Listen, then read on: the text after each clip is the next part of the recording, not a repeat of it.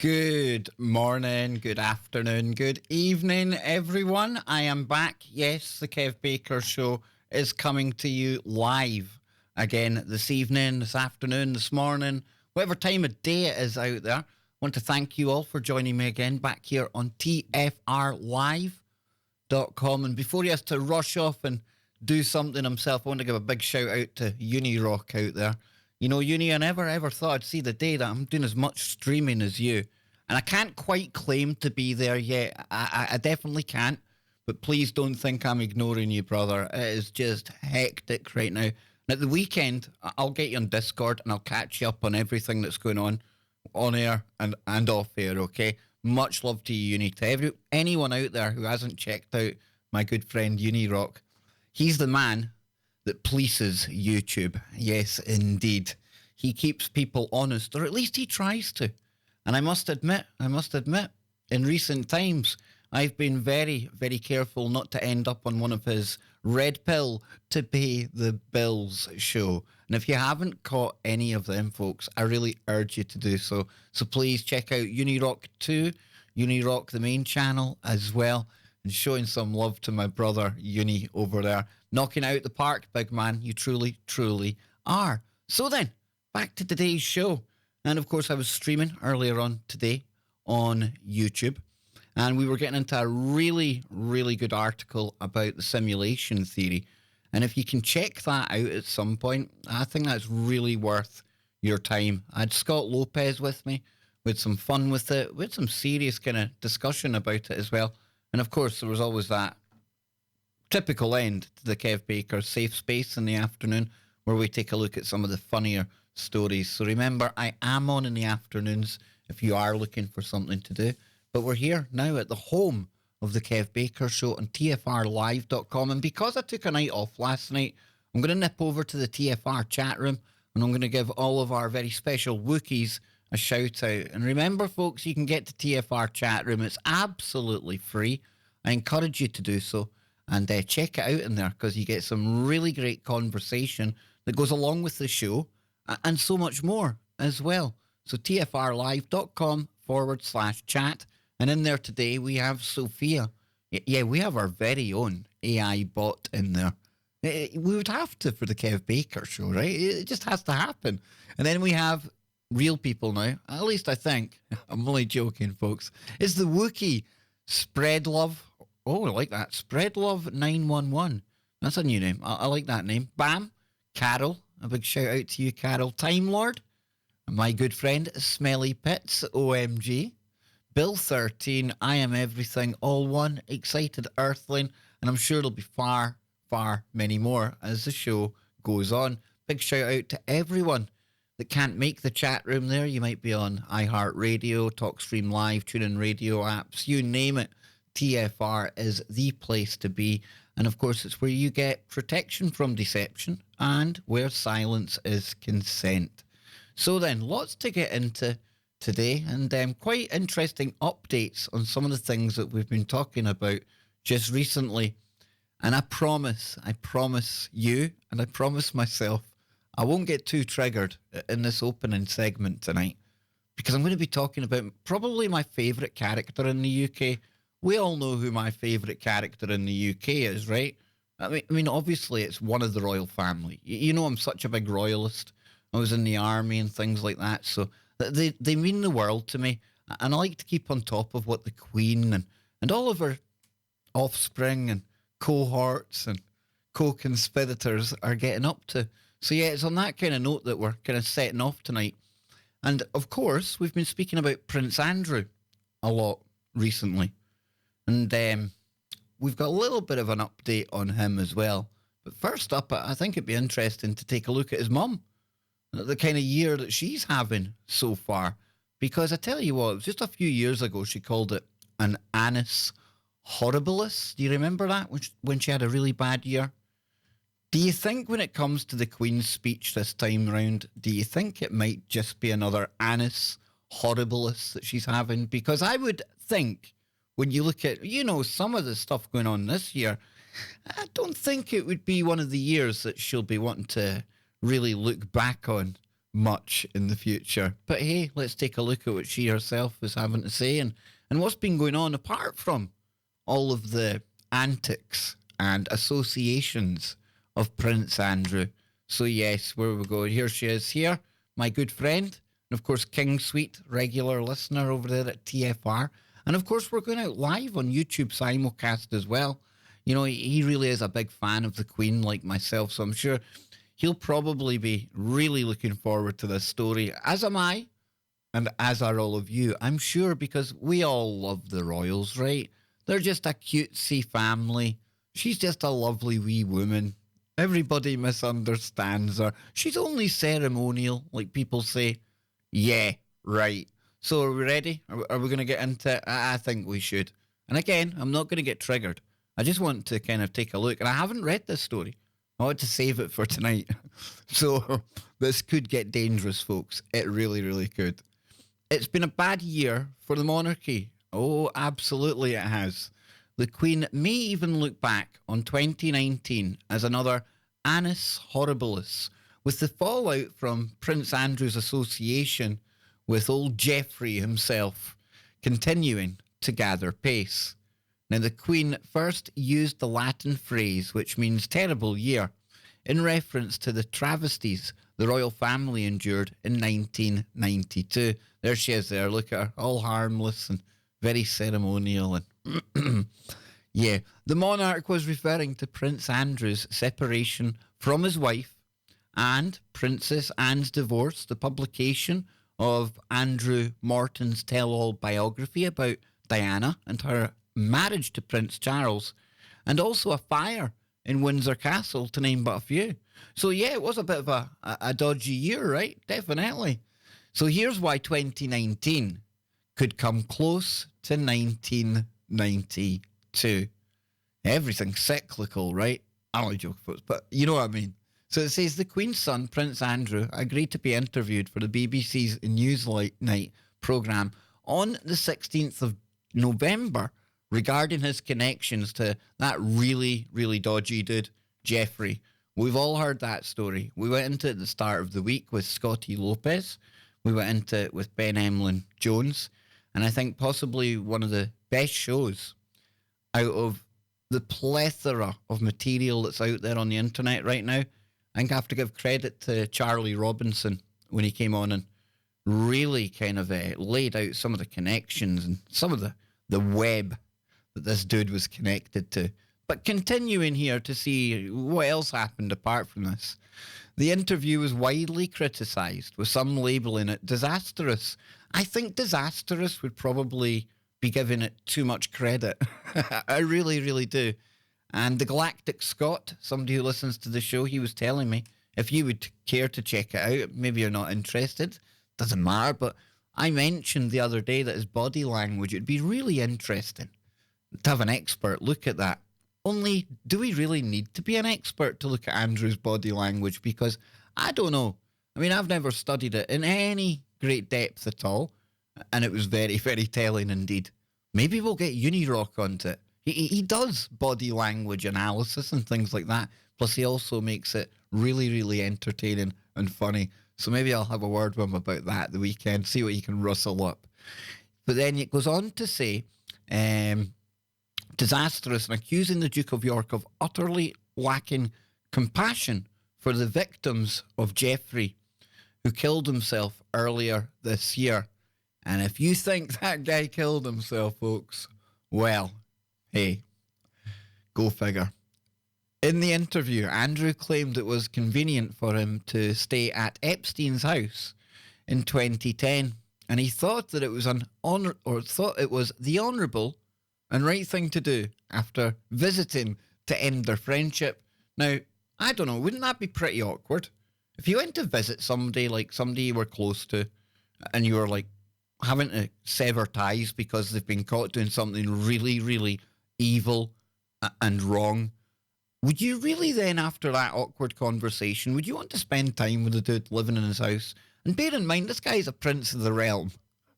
It's not like he's struggling for like hotel rooms or even private flights back across the Atlantic or things to do, right? So again, I'm not telling you that means anything. I'm just giving you my opinion. What you do with that, it's up to you folks. So he also said he had no recollection of meeting Virginia Roberts Guthrie or Guthrie. It's pronounced, I hear it pronounced a number of ways, and I apologise to Virginia for me butchering the name every time I say it, who claims that she was trafficked and treated really bad by Epstein and forced to do really, really, really bad things with a number of his associates, including Andrew, when she was 17. And I know people don't like me doing this, but bear in mind the legal age of consent in the UK is 16.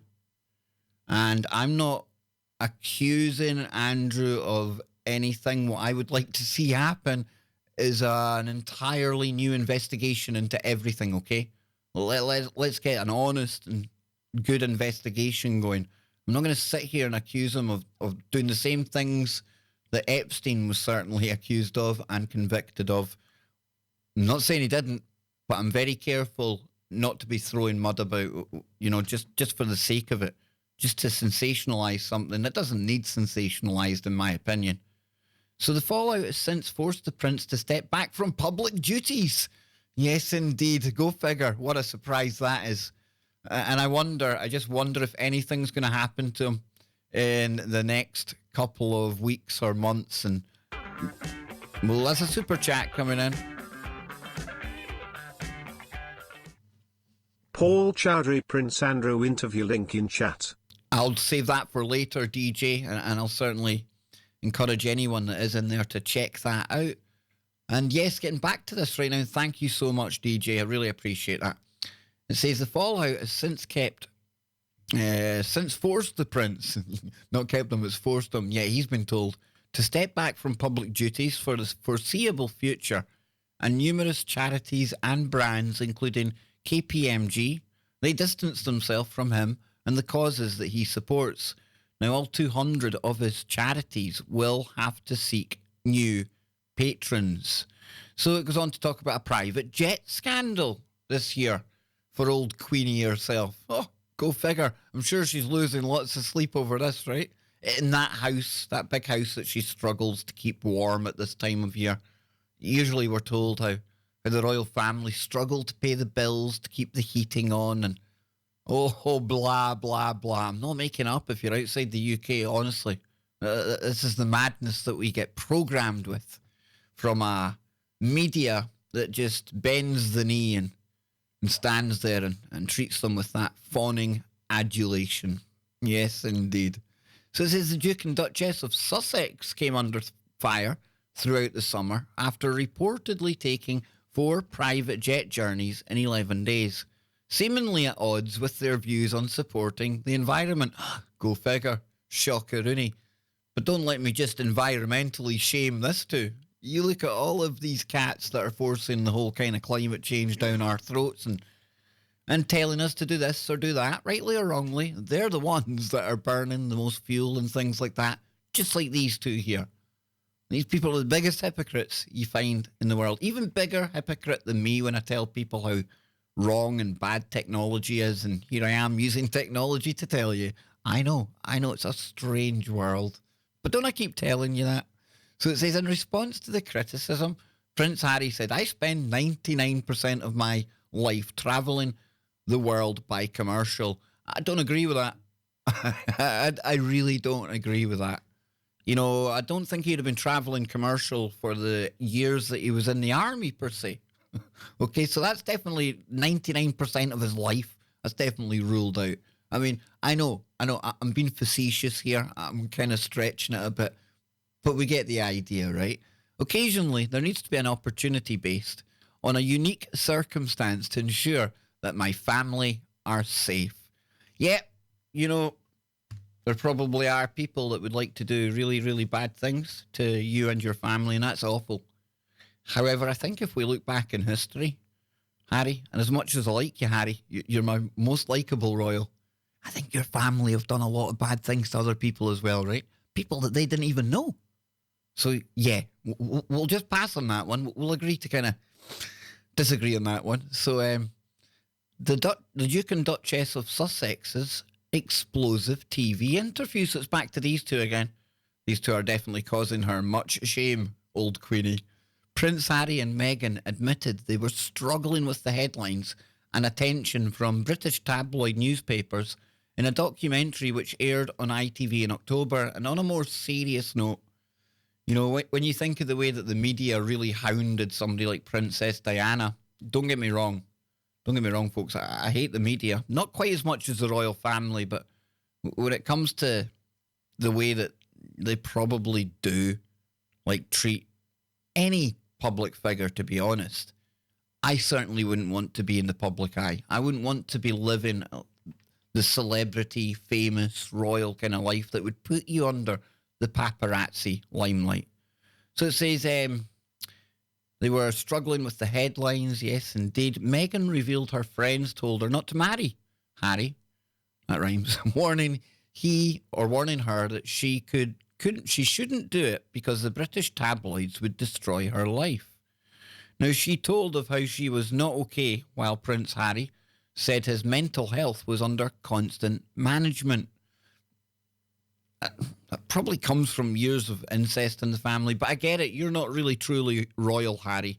You're a different kind of bloodline breed altogether. We can touch on that maybe after this story. The Duchess of Sussex has also accused the Daily Mail and Mail on Sunday of waging a 3-year campaign of false and absurd stories about her, according to details of her legal action against the media group. They've been taking... That sounds like Trump, right? Fake news. I'm only joking. The palace source told the BBC, Prince William is worried about his younger brother and his sister-in-law and hopes they are both, quote, all right. So we move on to another uncomfortable episode, so we're told, for somebody who has not one worry in the world, the Queen. So it says Prince Harry's apparent feud with Prince William. Well, no wonder. I mean, brothers argue all the time. And let's face it, Prince William, what a drip of a guy.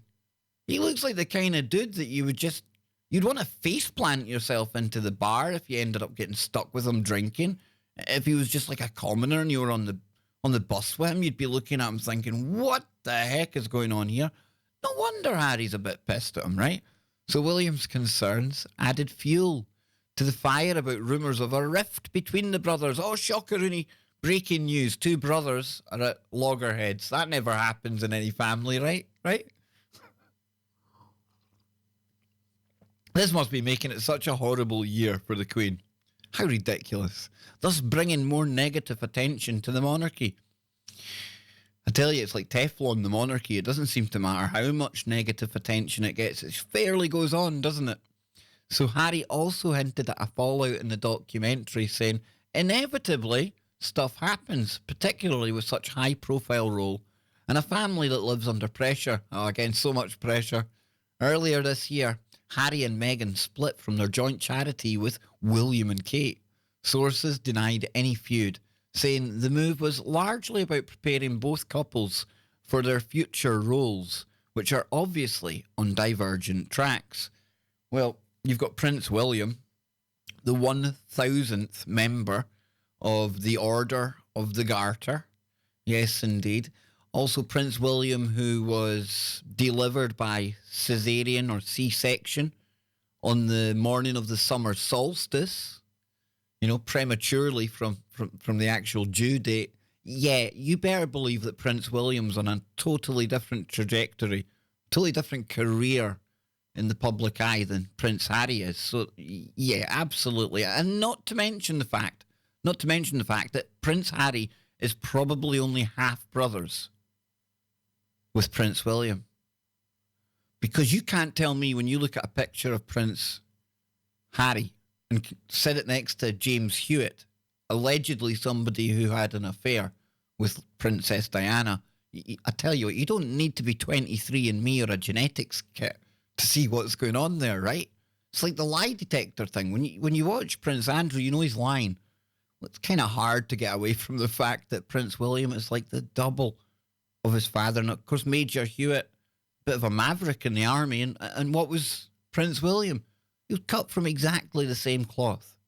Exactly the same cloth. So yeah, there's always that division as well. And it's a weird family, folks. You know, you can check out the works of Christopher Everard. You can go and listen to David Icke as well. And I tell you, that just gives you a little start, a little taste, a little inkling of the weirdness that goes on with this lot.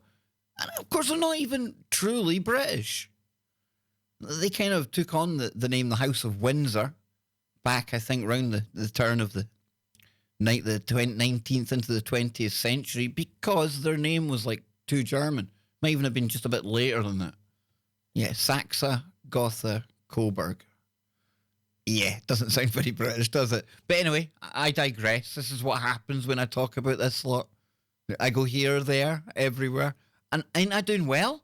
I haven't shouted or anything once yet. No, I've kept it very, very calm indeed. Kev, the royal commentator. Yeah, I'm sure the BBC will be offering me a job someday soon, right? Not. Harry, right, we got that. Earlier this year, we'd got that as well. So we've had Philip's car crash. Remember that one? Remember old crazy Philip? Yeah, the guy who wants to come back as a virus and wipe out 95% of the world's population. I think it was 95%. If it wasn't 95%, it was 99%.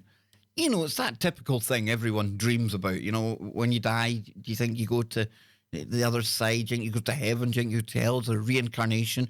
Well, what I would like to happen is come back and wipe out the human race. We hear that all the time, right?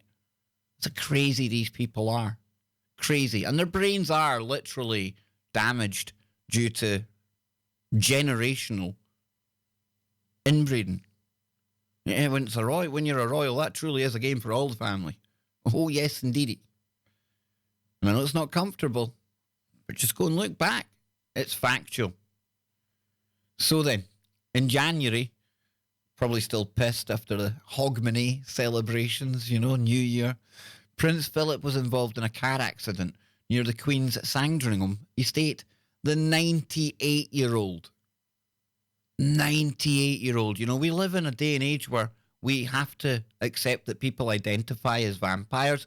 We've had a 98-year-old one bimbling about alongside us in the open. One of the most powerful, if not the most powerful family in the world. You can go and see him anytime. He was crashing his car near enough this time. Well, at the start of the year anyway. So it says here, 98-year-old's Land Rover Freelander overturned during a collision with a Kia, and he was rescued by a passing motorist. What an opportunity missed. 2 women in the other vehicle received medical treatment, and a 9-month-old baby was unhurt. The Duke, who was uninjured in the accident, said he was dazzled by low sunlight as he pulled out onto a busy road in Norfolk. However, he was spotted driving without a seatbelt 48 hours later. I just have no words for that character whatsoever. So then we go on again. It says, last but not least, the Queen dragged into a constitutional crisis over Brexit.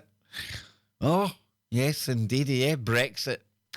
Just goes on and on and on and on. And where are we? Exactly in the same place before they ever asked us what we wanted to do and ignored what we told them to do. Just saying. Boris Johnson dragged the Queen into a constitutional crisis, requesting that she prorogue Parliament. And let me just add, that's a word I'd never heard, or that term, I'd never heard that term until all of this came up. And no, I'm not saying it's a Mandela effect or anything. I'm just saying I don't know much about politics or really the kind of workings of the monarchy and the government and things like that. But always remember, anytime anyone is voted in as the new prime minister, the head of the winning party in a general election, they don't just take the office of like number 10. They don't just turn up and kick the old one out. No, they have to go and bend the knee. Literally. They go for their cup of tea with old Queenie there. You know, they sit and talk about the tennis and stuff like that. Yeah, sure. And she then has to give them permission. Yeah. Permission to basically head up and lead Her Majesty's government, to form Her Majesty's government. Ceremonial as hell, eh? Definitely. So it came just days after. Oh, we're on the break. Can you believe it? Oh, Queen, wait. Just you wait. I know it's a bit of time for an old lady like you, but we'll be right back, Queen. Don't you worry. There we go, folks. And of course, I am still here, right? Over on the YouTubes. And later on in the show, we'll be opening up the phones, as we tend to do nowadays when we simulcast like this. So a big thank you to everyone for tuning in today. And we've got a lot more stories to get into. I've got some stuff that ties in with the simulation story I was talking about earlier on today. And if you didn't check that out, go and check it out, please, folks, because Scotty Lopez, love hanging out with that dude. Literally like a brother to me. And yeah, he was, yet again, knocking it out of the park on simulation theory and all the good stuff. And I have been listening to all of the audience out there. I'm definitely going to be encouraging Scotty to get into the geopolitics and all that side of things more often, because I agree with all of you. He's absolutely awesome, and he's got no agenda to push. And he's not trying to sell anything on you either. He just keeps an eye on it, and I like his opinion on it. And it turns out, so do you. So a big shout out to Scotty. I hope he's getting his head down now. He'll be back for Freaky Friday tomorrow. So when we get to the next break, I'll probably give a few of you a shout out, if it's okay to wait till then. My message, Joe, he messaged me, hang on. Well, if you want to chill, it's you, peace. There you go, yes, indeed, so I'm back. So when we come back after the break, I've got one little bit there, well, a bit of a laugh about the Queen and some of the stuff I've said in the past about her, some of the stuff Ike has said about them as well. And then we'll start getting into other news. It's kind of related. It's to do with a friend or a one-time friend of the royal family. And it also connects to where I was brought up. And it starts to get us towards a little bit of woo, because it's been a while since we've got into any woo. But then, like I say, further on in the show as well, we've got some tech stuff. And we have got some listener calls. Yes, I'll be opening up the phones for second hour, and you can call in. I would love it to be paranormal woo. You can get into the royal family. You can talk about whatever you want. Just be very, very aware of algorithms and things like that. And I trust you not to use any foul language as well, because when we go out in TFR, that's going out on iHeart and everywhere else. And, you know, they don't take too kindly to F-bombs and stuff like that. I know. But that's the way it rolls. So we're going to be going back to the network in just a minute and try to think what else there is. If you're a member, and I'd love for you to become a member, I really love for you to become a member here on the YouTube channel. There's going to be a members-only stream this Sunday. Yes, usually we let everyone watch the stream, but it's a members-only chat. But this week it's members-only altogether. That's it. Just closed door fireside chat with Kev. I'm going to catch you up with everything that's been going on, everything that's going to be going on, and get into a whole lot more as well. And I'll be putting the time out on that tomorrow on a community post on YouTube, so keep your eyes open for that. And there we go. We're just about to go back live, see? 3 quick minutes. Yes, indeedy. Is Susie sleeping? Probably because I was talking about the royal family. Everyone loves them. I'm only joking, folks. Nobody loves the royal family, right? No, there is. I know my good friend Jason. Jason likes the Queen. And there's nothing wrong with that. Absolutely not. Here we go. Let's go back to the network right now.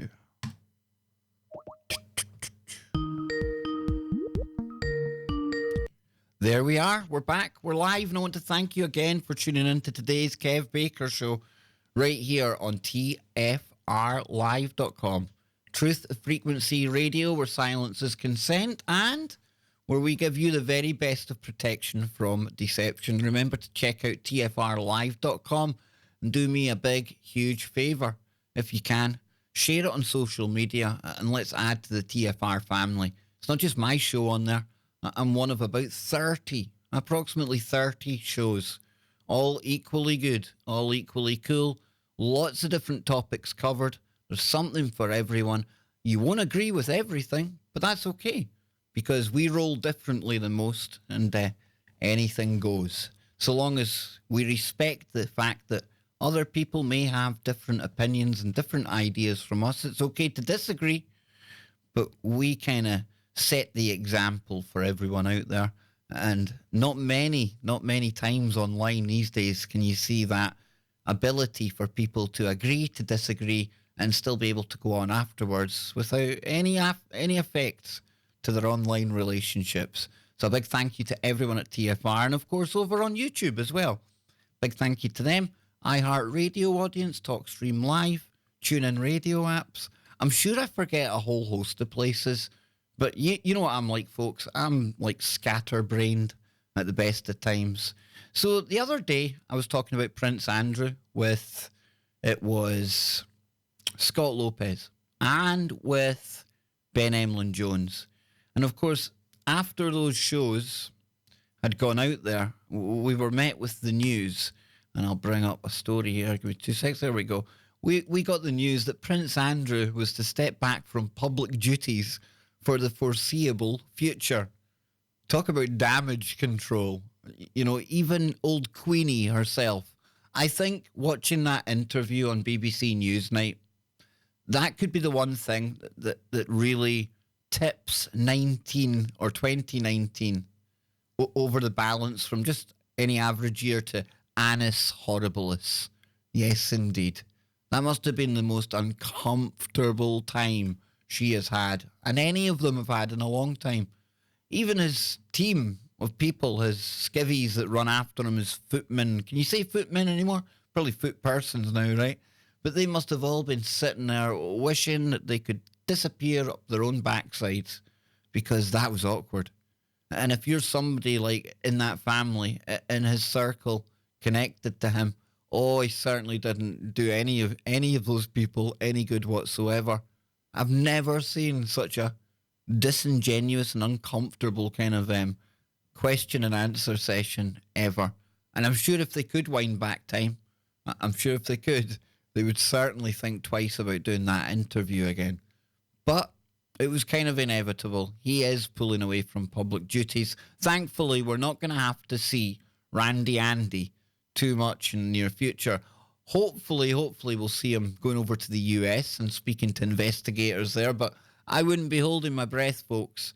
I wouldn't be holding my breath. And just a couple of paragraphs here on this. And it says the Queen has given permission for Prince Andrew to step back from public duties for the foreseeable future.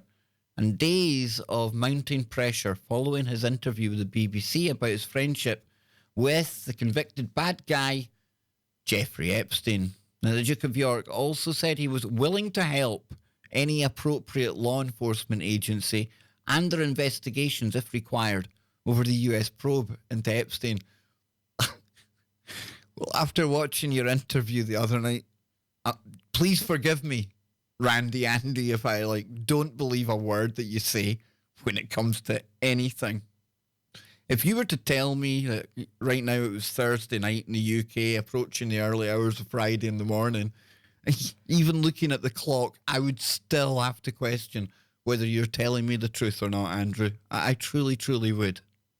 Now, I know people really, really liked it the other night when myself and Scott and then me and Ben got into these topics and we were naming these characters and we were pointing out the bad things that they do and allegedly do, okay?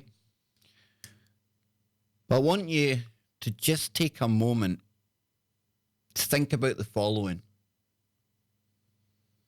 You know, not only does it take a bit of a toll on people like me, Scott, Ben, and anyone genuine looking into this stuff without talking about it on air, but for somebody like me in particular, I have to be really, really careful that I don't cross a line. And it's not the line where I could get taken to court for defamation or slander or anything like that. That's why I'm very careful in the speculation and the allegations that I put out there. No, it's something different.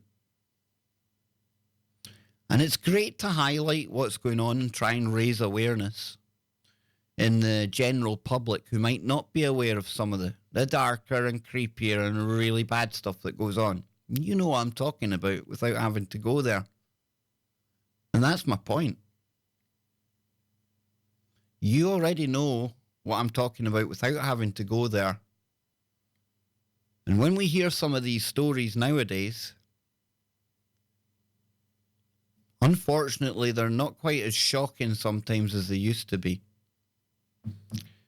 And that's why I need to be very careful that I don't actually in some way help people with the same mindset and proclivities as old Jeffrey and his fellow criminals. I don't play my part in pushing their agenda forward. We often talk about how there's an active attempt to normalise the kind of things that I'm talking about. And if you keep talking about these stories week after week, month after month, and on the flip side, if you keep listening to various shows covering the same topics, whether we like it or not, we're actually helping to normalise it. Because like I say, each time we hear this, each time this ongoing problem that's been with us throughout history when it comes to bad things happening to young people, each time it becomes a little less hard-hitting. Like I say, it's almost as if we become used to it. And that's where the normalization process can really kick in, whether we're aware of it or not. And I've seen people, I can't remember where the quote came from, and I'm not going to really even paraphrase it, but Max Egan had it on a video. Max from Down Under. I hope all of you know who Max Egan is if you haven't checked him out. But the quote was about how by us exposing crimes and talking about the conspiracy theories out there, and there are conspiracies, big time, what we're actually doing is we're helping to play our part in the revelation of the method and the normalization of whatever topic it is that we're covering and exposing at the time. And there's a way of looking at it as if, like I say, in some horrible, warped, twisted, unintentional way, we do a bit of the bidding for the bad guys and women. So that's why, and I'm only really getting into this as deep as I am right now, because I had a number of emails thanking me and Scott for, going there and thanking me and Ben. And over the time we've been covering this case and various stories like this, and a lot of encouragement to keep going and keep naming them and keep going at it. But it's for the reasons I just said there, and also the fact that there's so many other people out there that's doing this right now. I'm not getting into the shenanigans of the bad actors who are just using it for other means, but what I mean is I just don't want to add to the abundance of stuff out there. There's no point, because I've got nothing new to say, nothing new to add that anyone else out there hasn't said already.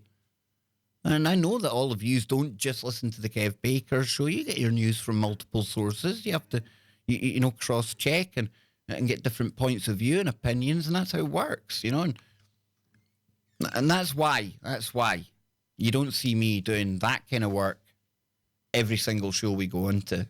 It would absolutely destroy me. It would start having a really negative effect on all of you. Everything I just explained about normalization. And I really don't think we'd be having quite as good a show as we have right now. And I think the way that we do go there when we need to, and then step back once it's done, I think that's a kind of blueprint that the Kev Baker show and me and the guests will be carrying on, as undoubtedly more of these things get revealed in the years to come. So yeah, Prince Andrew pulling away from public duty, it's far from surprising. So let's move into something slightly different but connected. Because if we go back in time, the royals, they've hung out with some really wacky and crazy people over the years, right? Over the ages. Jimmy Savile. But if you go back to, around the turn of the 18th into the 19th century and there or thereabouts, somebody that was really rubbing shoulders with VIPs and important people in the British establishment was somebody that I've spoke about on the show a load of times before. And he ties into this kind of aristocrats, the upper echelons of the UK elites. Okay? And that's why there's definitely a good segue from the royal family into this. And And not only that, but it takes me closer to home as well. Yes, indeed. And I tell you what, you don't have to look too far around the royal family to find monsters. That's for sure. But we're going to be dealing with another monster right now. Or maybe two. Or more. Because we're going back to the Loch. Yes, indeed. And Aleister Crowley, definitely an asset of the crown back in the day. An intelligence agent, at least an asset anyway. But he would have been rubbing shoulders with the British elite.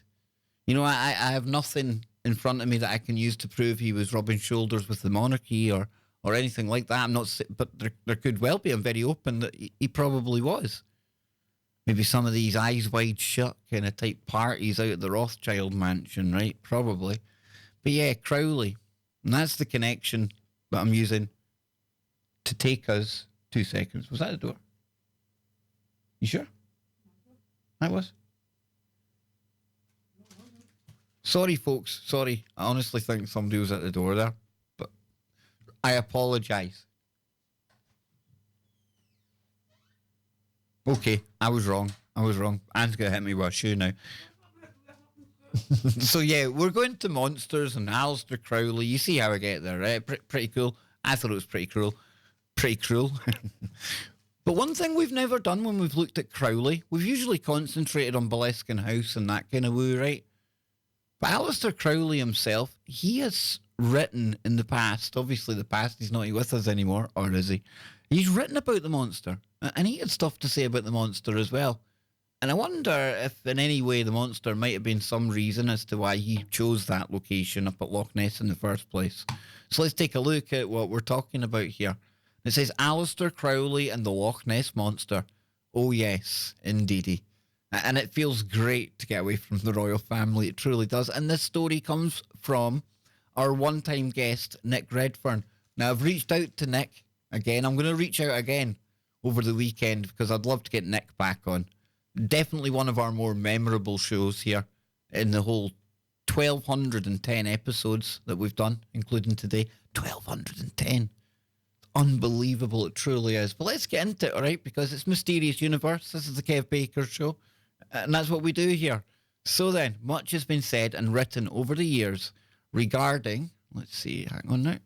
Yep, regarding the monsters of Loch Ness, Scotland, and Aleister Crowley, the Great Beast. I mean, that's a name that allegedly he gave himself. I say allegedly.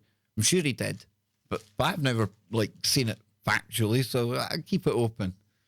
Crowley, who lived at the Loch for a while, had or has been accused of manifesting the monsters, of having secret knowledge of their supernatural nature, and much more. And again, this is one I haven't read. I wanted to get this one kind of raw with all of you in the audience tonight. But that kind of ties in with what we were talking about a moment ago, right? Did he have knowledge of the monster's supernatural power? And some people, rightly or wrongly, they say that the monster being there is as a result of Aleister Crowley. But there were sightings of something in the Loch in the years before Crowley moved there. And of course, you can go back to the 5th century AD when I think it was St. Columba who actually started scaring the locals about some satanic, demonic monster in the Loch. And of course, everyone started reading the Bible. But then we go back to this year, and maybe I got that century wrong, folks. If I did, don't nail me to the cross, okay? And it goes, the most accurate aspect of the Crowley-Nessie connection, however, came from none other than Crowley himself.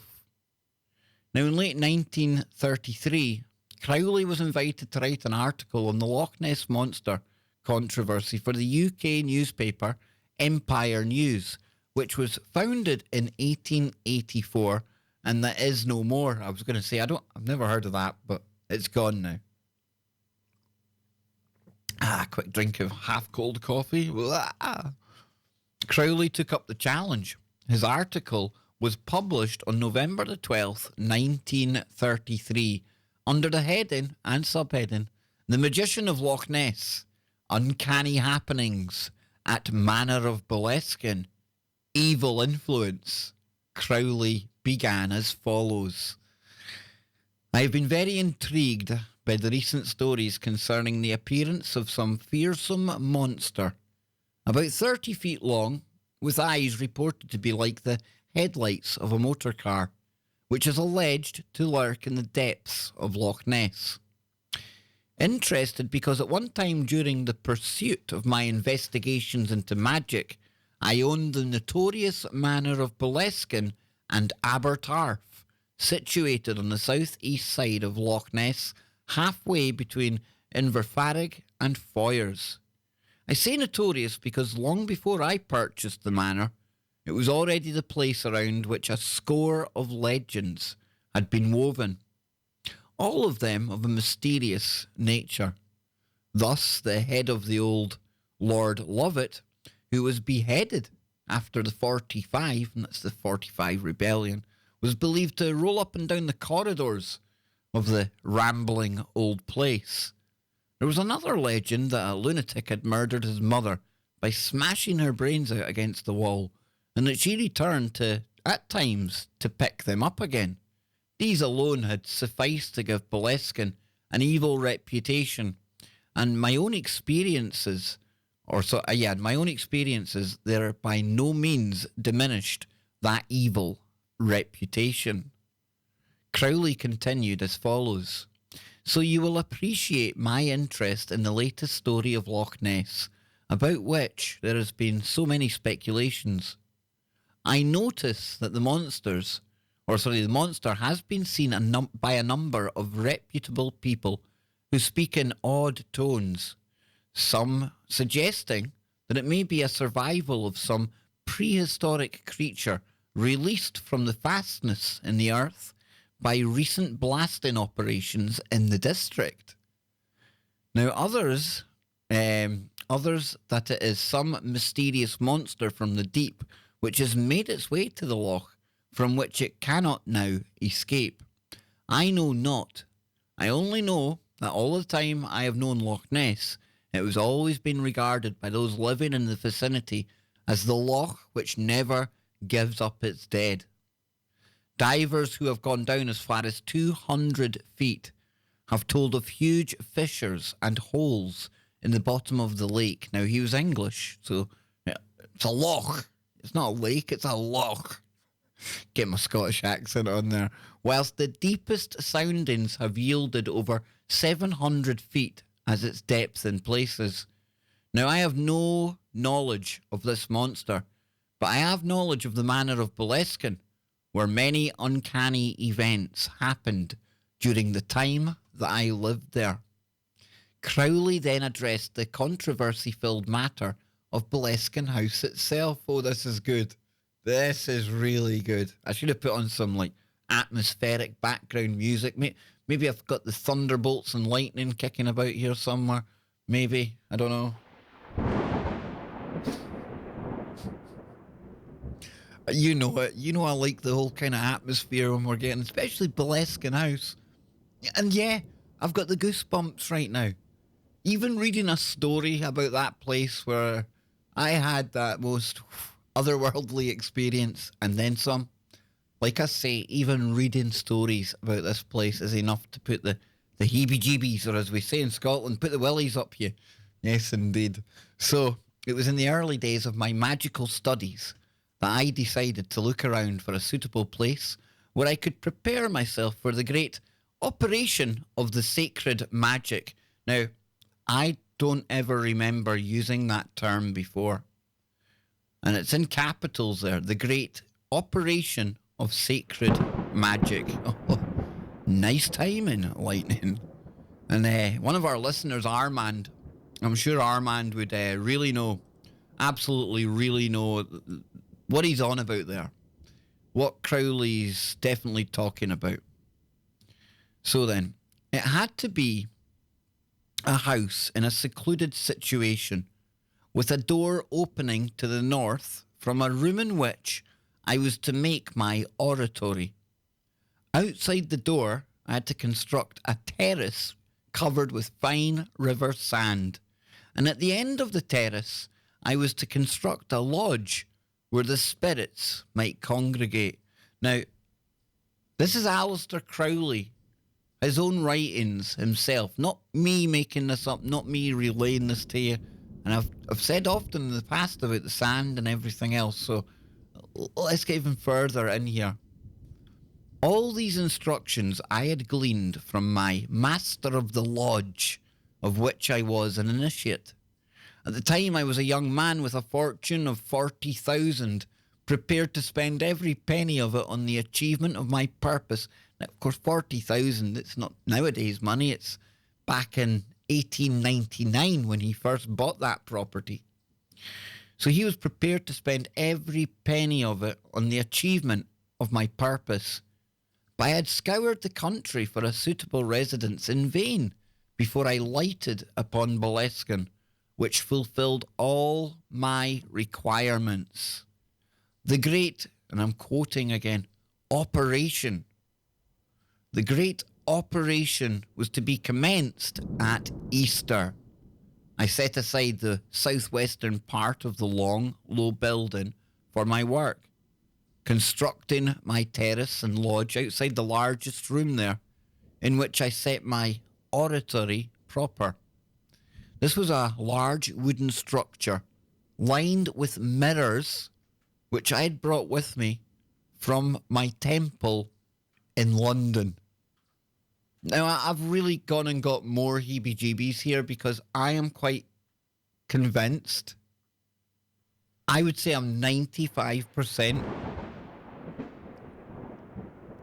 that on that last trip I took to Boleskine House, I didn't go in, we just walked round it, remember? A few months ago, before it burnt to the ground the week later. I think when you see me looking in one of the windows, it's a room full of mirrors. Now, it's a room that's like furniture's been thrown in and stuff like that, but I think I remember mirrors in there. The one at the middle was pure dark. Yeah, and Anne remembers a mirror as well. So, possibly, and again, I know there's been other families living there, okay? I get that. But I'm just saying, give me the willies. So it says here, there was much more to come, as Crowley made abundantly clear. The work, which could take me at least 6 months, and in view of certain dangers and interferences which I had already experienced from a rival magician, I invited another initiate to stay with me by a way of company. He had not been there for a month before he felt the strain unendurable. One morning I came down to breakfast to find him gone. The butler was surprised that I did not know that he was going away by early boat that morning. He had come down in a rush and simply vanished, and it was years before I saw him again. One day I returned from a wander over the hills to find a priest in my study. He had come to tell me that my lodgekeeper, a life abstainer from any kind of alcoholic liquor, had been raving drunk for 3 days and had tried to kill his wife and children. I got an old Cambridge friend to come down and stay with me, but within a few weeks he began to display symptoms of panic and strange fears, stating that there were presences in the place of an evil nature. At length he left me and I carried on alone. And yes, Boleskine House. So it goes on. Then there was this from Crowley. I devoted myself to the task of preparing certain talismans, squares of vellum inscribed in Indian ink, and in order to make my task easier, I did this work in the sunniest room of the house, and that is the room that you can see from the road. Yet even the brightest days I had to use artificial light on account of the eerie darkness which could be felt. And I'll pause there, folks, because we're going to the break. And that eerie darkness in that room that Aleister Crowley's talking about, that's the same eerie darkness that's still in that room to this day. You know, I know the place has been done up now, but it didn't matter what time of day you went to Boleskine House. It was always nighttime in that room. More from Crowley and me after the break. Don't go anywhere, folks. Oh, this is good woo. And we ain't even got going yet.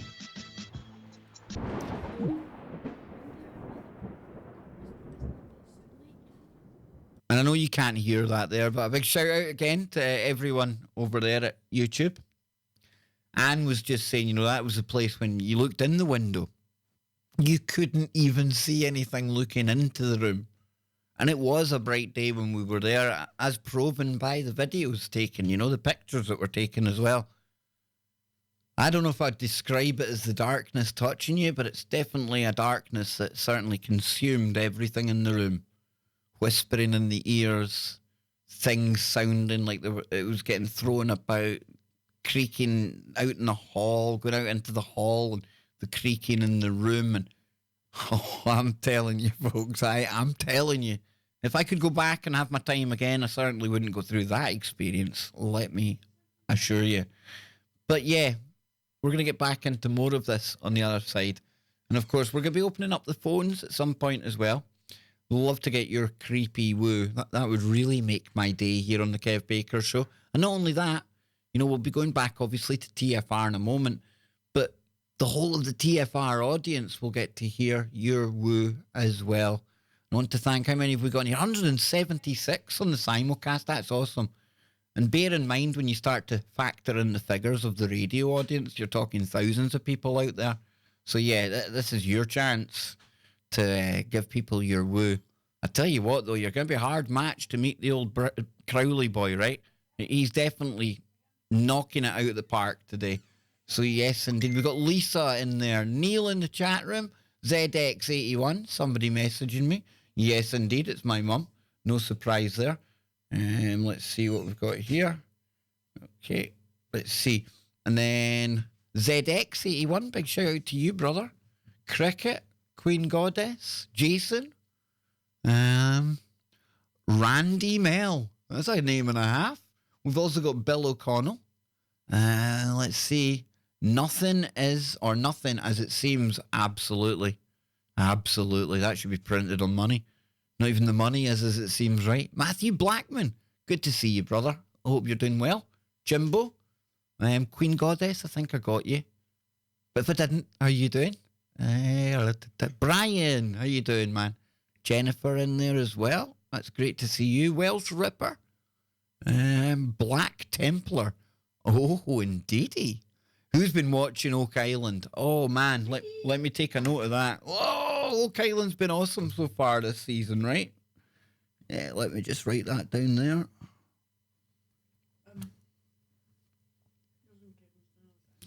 Right. Let's see who else in the chat room before we go back here. We have got Peter Birdsall. Good to see you. Dana. Big shout out to you, Dana. Let's see. And I'm going to have to go back to the network in a moment. Renzo, I was starting to think you might have been a Mandela effect because I hadn't seen you around in a while. Maybe you have been around. I just haven't seen you, but it's great to see you back, Renzo. Hope you're doing well. Hope the stream's going well. And yeah, we're getting ready to go back to the network now, folks. So we'll finish off the Crowley. We'll probably talk about Oak Island and we'll get the phones opened up. How's that sound? I think it sounds absolutely delightful. And of course, I'll be back tomorrow on the safe space during the day. And, oh, you ready? It's that absolute marathon of paranormal and abnormal woo on TFR tomorrow when we get Freaky Friday, followed by, oh, my good friend, you know it, Brent Thomas, the Paranormal Portal. So please check out Brent over on tfrlive.com and here on YouTube as well. So here we go. Let's go back to the network. Just like that. Hour number 2 on today's Kev Baker Show, and I hope you're all enjoying the show so far. I know I am. We started off. I didn't get triggered by the royal family. I think I've done a really good job of that. Not the story. Even Anne's nodding. She's quite impressed. Usually just the mere sight of her head on a stamp. You know how dogs go mad at postmen? I think that's what it is. Especially in the UK, right? Because every time a letter lands, it's like her face on the floor. And it triggers dogs. And it triggers me. I'm not saying I bite the postman's arm off. Can I call him the postman anymore? Probably post person now, right? Doesn't matter that my postie was born a man and looks like a man. I probably still have to call him post person. Just call him what? John. Yeah, just call him John. And hey, Who knows what John may identify from day to day? Who knows? So yeah, done really well not getting triggered by that. We got into a bit of old Randy Andy. Yes, indeed. And then we moved into one of the royal family's earlier acquaintances when there was another monarchy, another reign on, earlier on in the cycles, back at the tail end of the 1890s into the early 20th century. And of course, we're looking at Crowley's writings here from, I think it was 1933. And he's looking back on his time at Loch Ness, in particular, Boleskine House, when he lived there. And we've been going into the operation, as he calls it, this magical working that he was undertaking at Boleskine House. And Boleskine House itself, it had to meet a number of requirements for this spell to be conducted, to be carried out. And one of which was it needed to be near a body of water. You needed to have sand around it, a whole heap of things. You had to have a north-facing door onto the room. And we went through all of that in the first hour, just before the break there. And if you're just joining us, a big thank you for joining the Kev Baker Show on tfrlive.com or over on iHeart, TalkStream Live, TuneIn Radio, or YouTube. And yeah, please check out the first hour if you get a chance, because I think this Crowley stuff's worth getting into. Not very often you even hear me telling you what Crowley himself was saying at the Loch. And of course, this comes from Nick Redfern on Mysterious Universe. So I think we should just dive right back in there. And of course, I'm going to have a little talk about one of my favourite programmes, and it does connect to Aleister Crowley and secret societies very, very loosely. Very loosely indeed. But you know me, I'll take a segue and a connection anywhere I can. But let's dive right back into it, folks. And don't forget, remember to tell everyone about TFR Live and the Kev Baker Show on social media. And let's really blow these two places up. Let's get TFR flying up the charts again. Let's aim for number one in the paranormal next year. I'm sure Brent Thomas, the Paranormal Portal, he can help the network get there as well. And so can all of you by telling friends and family that this is a place to be. Whatever your topic is, you're going to get it over here, be it the Kev Baker Show or any of the other number of shows on the network. But tonight we're getting into Crowley. Oh, yes, indeed. So I'm just going to start the paragraph again where we finished off. Then there was this from Crowley. I devoted myself to preparing certain talismans, squares of vellum inscribed in Indian ink. And in order to make my task easier, I did this work in the sunniest room of the house. Yet even on the brightest of days, I had to use artificial light on account of the eerie darkness, which could be felt. It was if the faculty of vision suffered from some interference. But I completed my talismans and then sent to the chiefs of the Second Order in London for certain documents to which an initiation in Paris entitled me. These were refused, and I made a special journey over to Paris. It was at this time that there occurred a revolt amongst certain members of the order, and as a result my operation was delayed, as it meant waiting for the following Easter before I could continue it. Wow! Now that bit there, I've often said the ritual itself, the magic that he was doing, he was called away to Paris. Now, I honestly didn't know that it was because he'd been refused, obviously, some ancient manuscripts, grimoires, wizard books, for lack of a better term, ancient esoteric knowledge is what we're talking about here. The true occult. But he thought he was entitled to these papers. The order in London said, oh, hell no, Alistair. Who the hell do you think you are? And he said, well, I'm the great beast and I'm going to Paris to get this sorted, right? So, spell broken. But moving on, quite literally, Crowley wrote in his article for the Empire News, I travelled for a time, climbing mountains in Mexico with the great climber Eckenstein. At length, I returned to Boleskine to find it a place with a great reputation or a greater reputation for evil than ever. The natives, i.e., the Kev Bakers of that time period, would not pass the house after dark. Yet for myself, I shall always feel a little grateful to Boleskine for giving me my wife, although in later years in this union, which held so much for both of us, whilst it lasted, became a domestic tragedy. Now, I was invited to go over from Boleskine to stay with a friend, and it was then that I met Rose. She was engaged to marry a wealthy American whom she did not love at the time, being enamoured of a flabby sort of individual over here. The American was coming over in a few weeks, and she confided to me that she hated the thought of marrying him whilst in love with the other man. We can soon remedy that, I said. Marry me. That will put an end to the American romance, and you can settle down with your lover. Now, Crowley continued with the story. A crazy suggestion, but Rose jumped at the idea. We were married at a lawyer's in Dingwall. Now, Mum, out there, if you're listening to this, did you know this? We were married at a lawyer's in Dingwall. I say that because that's where my mum now lives. By that simple process of declaring that we regarded ourselves as man and wife. To add a touch of romance to the commonplace, I took out my dirk and kissed it as a pledge. Now, he took out his dirk. Stop it. Stop it already. It's a Scottish name for a knife, okay? Stop getting excited out there. I know, D-I-R-K. Just so the algorithm knows what I'm saying. Dirk. Not something else. I know probably brown chicken, brown cow, and if I was doing some of my comedy stuff, it would have been something else I said there. But we move on. And kissed it as a pledge. The knife. I did not kiss Rose. It was at this moment. Oh, there's my mum messaging. Let's see what she says. She's now going to be moving out of Dingwall, right? What you see? Let's see now. Yeah, she's laughing, but I bet it's a nervous laugh, old Pearly, right? Think of that.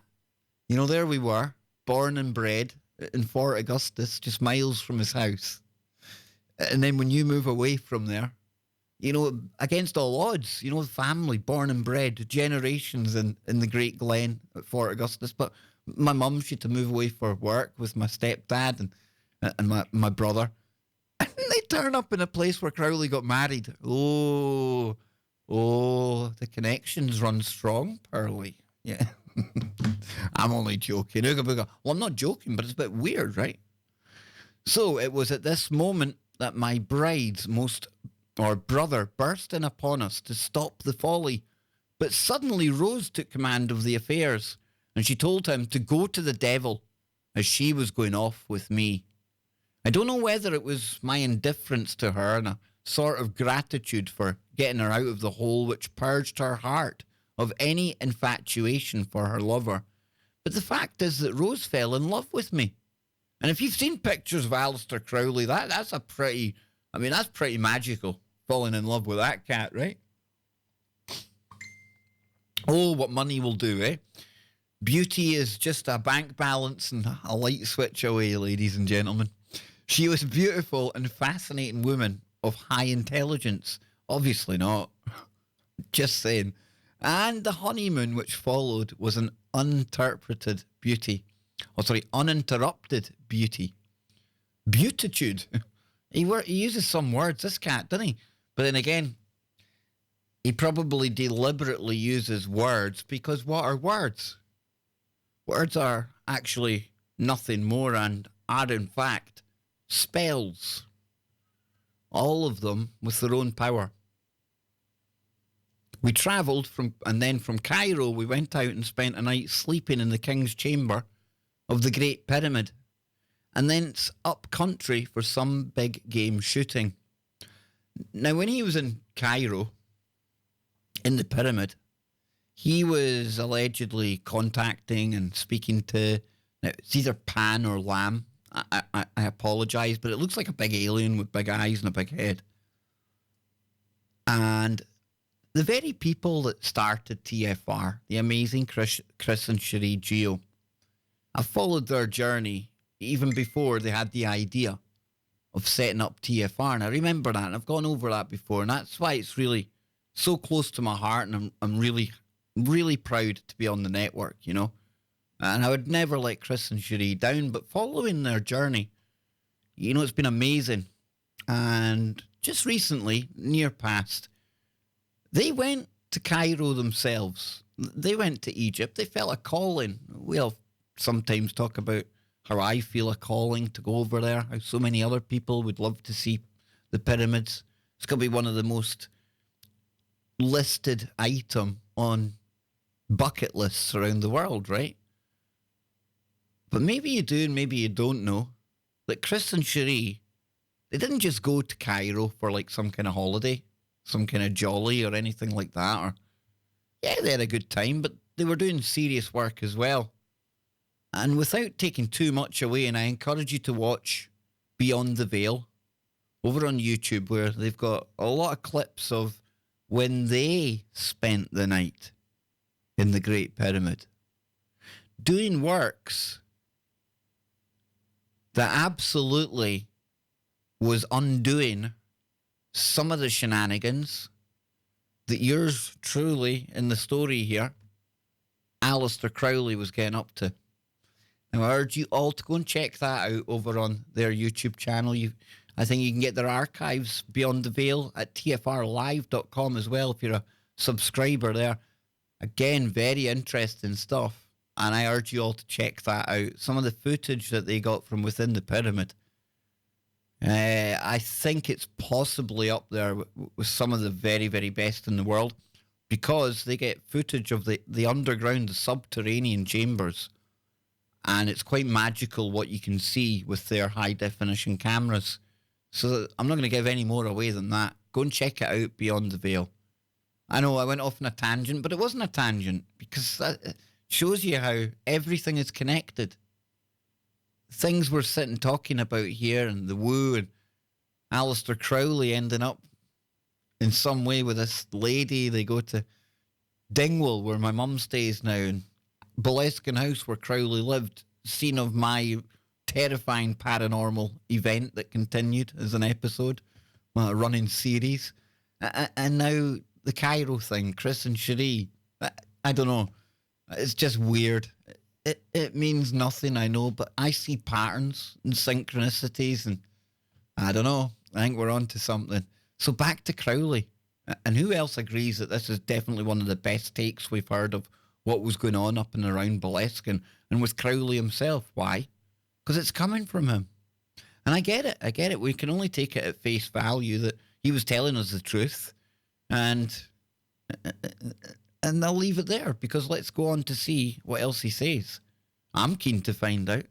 So Crowley, coming close to the end of his article, wrote, "Rose was deeply interested in my magical work.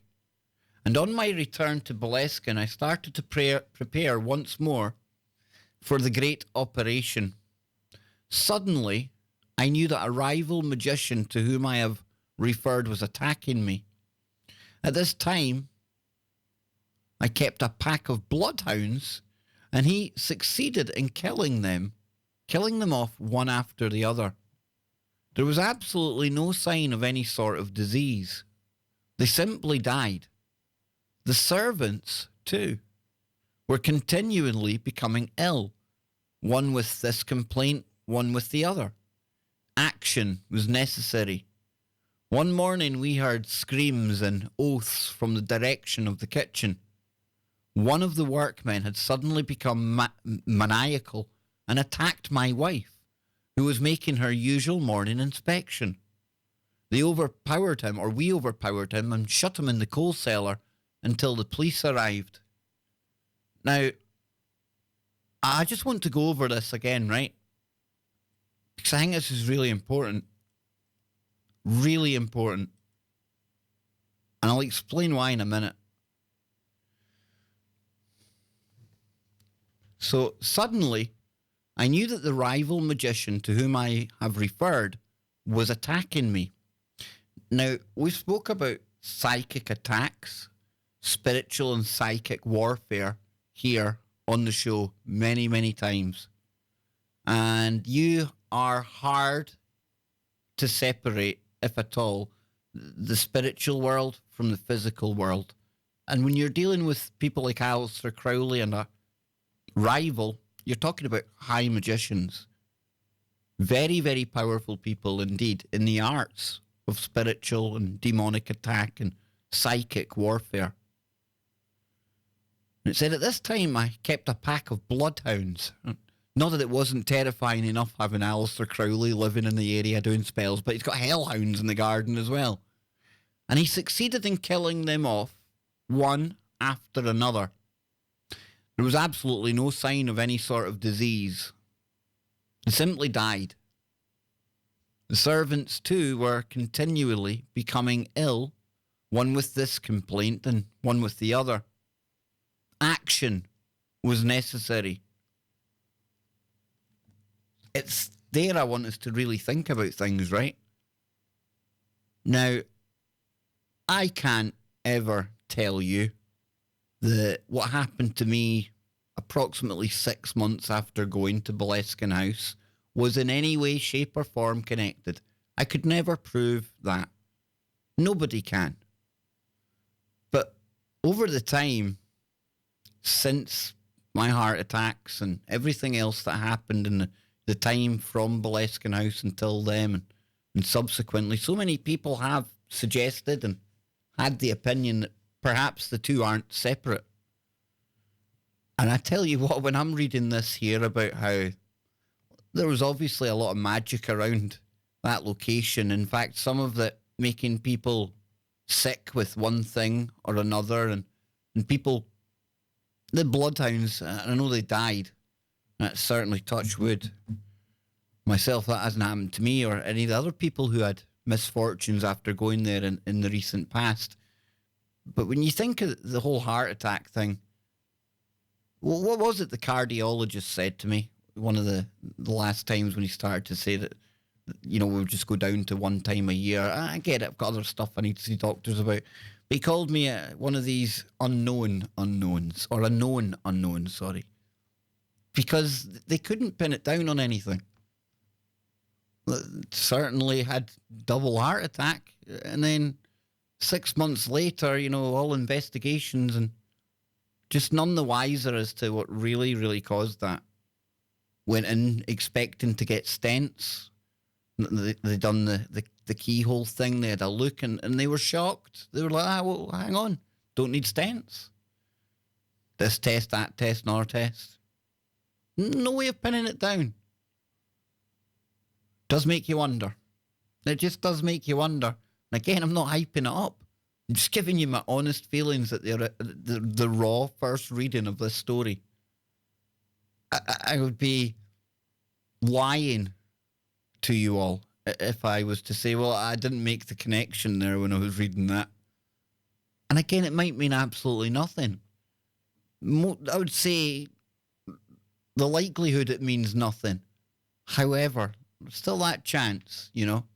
And it's not just me that had bad luck and things after going there. And there's some stories I can tell you, some stories I can't. Because people don't want their story out there. But what I can tell you is that it wasn't an isolated incident.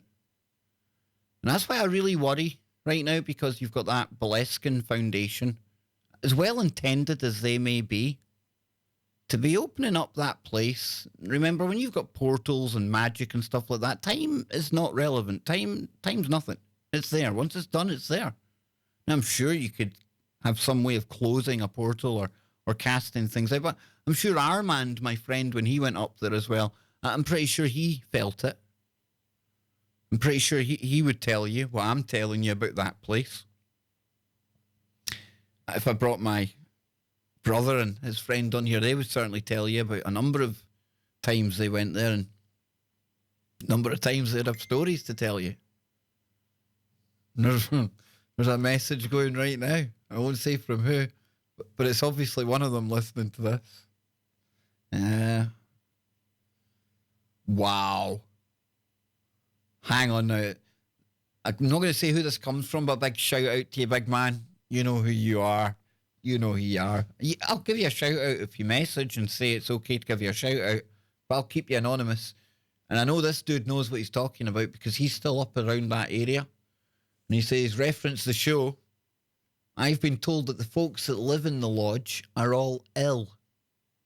And back in August, I had a tattoo, and for some reason, I chose the Hellhounds tattoo.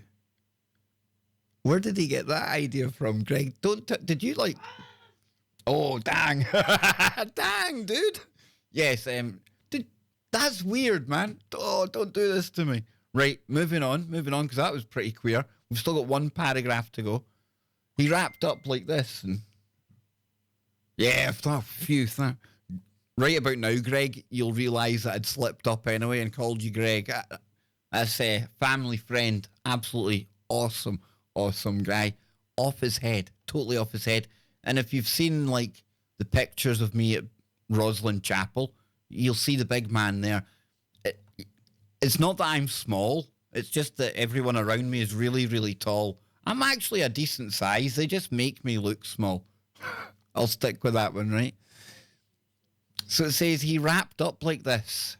Maybe the lake of Loch Ness. Stop that Englishness. That's an Englishism. Nothing against the English, but it's a loch in Scotland, all right? Maybe Loch Ness is suffering from the same phenomena as the Manor of Boleskine. I do not know, but I'm extremely interested in the ultimate end of the investigation into the existence of the monster which has created such excitement. So there you have it.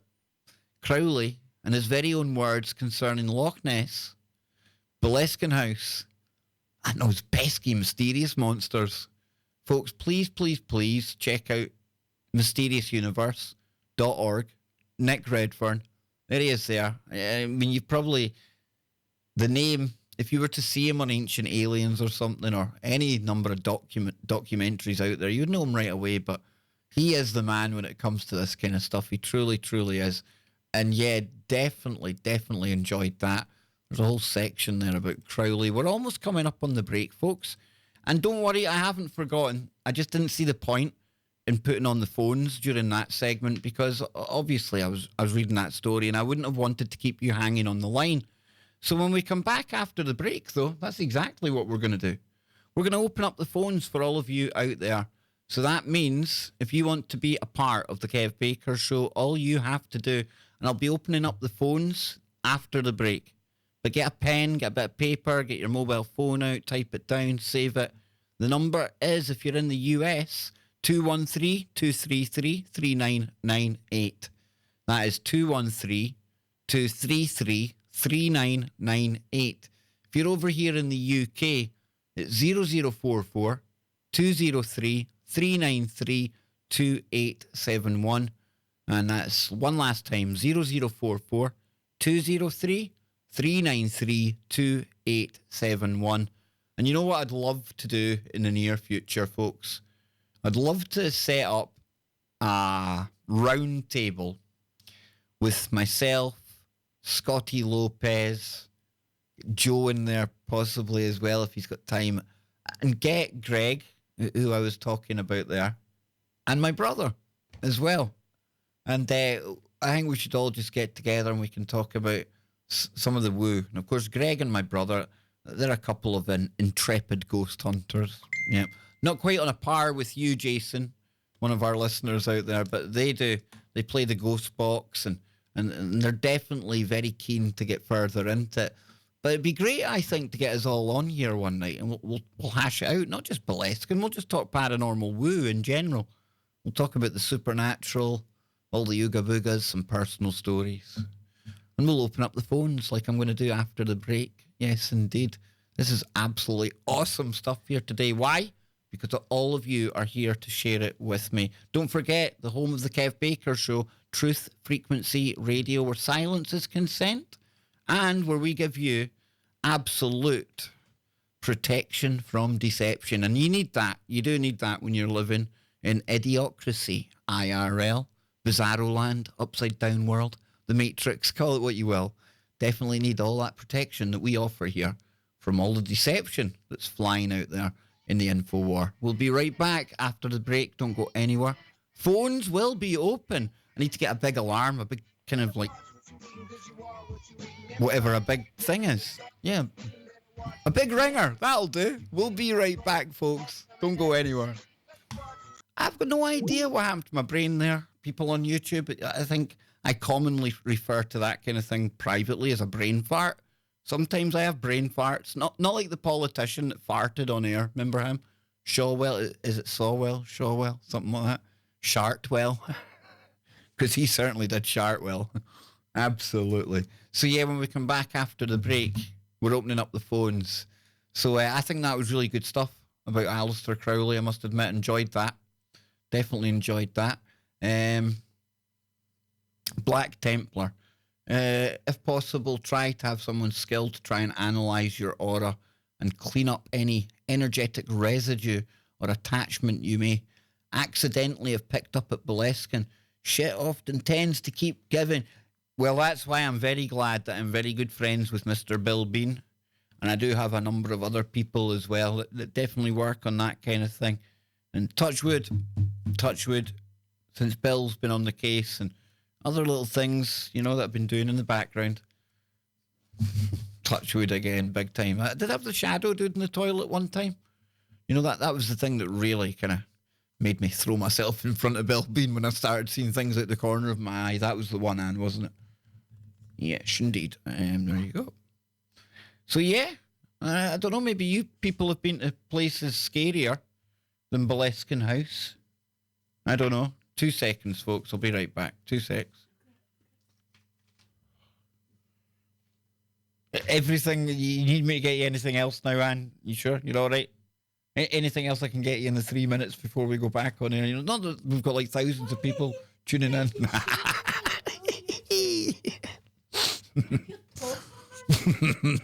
Incoming! Here comes the shoe. Now, folks, before we go back to the network, don't forget, right? We have got 8 members to go before we open up a new emoji, and I promise it won't be Aleister Crowley. No Crowley, okay? Definitely not. It's going to be the Mothman. Well, it's not. It's the Mothman. Mothman. Is there a difference? Oh, there certainly is.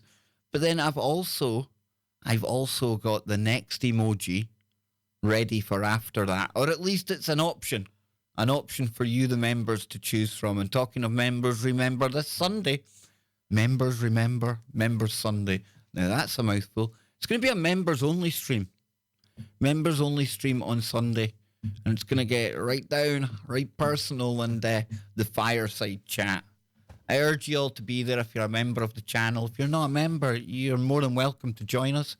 Go to the channel page, click join, and you can become a part of the KBS YouTube family. So we're going back to the network in just a moment. I hope you're all having fun out there. I really do. Rob, see Randy Mail there again, Russell, Mannerus was doing some really, really good art.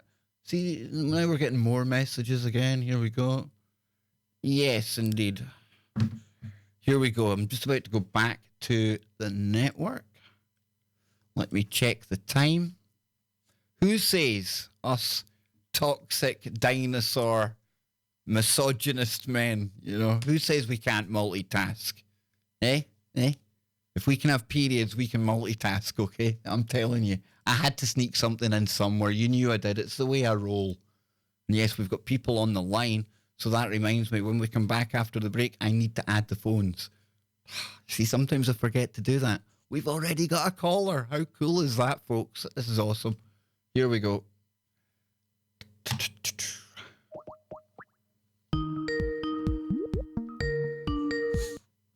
Okay, we are back. We are live right here on Truth Frequency Radio, www.tfrlive.com, the home of the Kev Baker Show.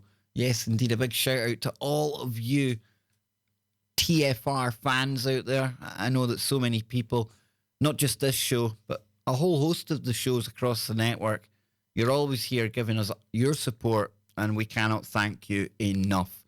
Now, don't forget, coming up after this show, it's Thursday, so that means it's the Freedom Link, and I'll be back tomorrow with Freaky Friday. And if you can't wait until midnight in the UK, then I'll be on during the early morning on the West Coast, lunchtime on the East Coast, and tea time, dinner time over here in the UK. because I just can't get enough of you lot out there. I really, really can't. So, because I love all of you so much, I'm going to add in the phones. You see, you thought I forgot again. You did. You thought, oh no, here goes Kev. He always does this. He tells us we can phone in and then he forgets, but no, not today. Here we go.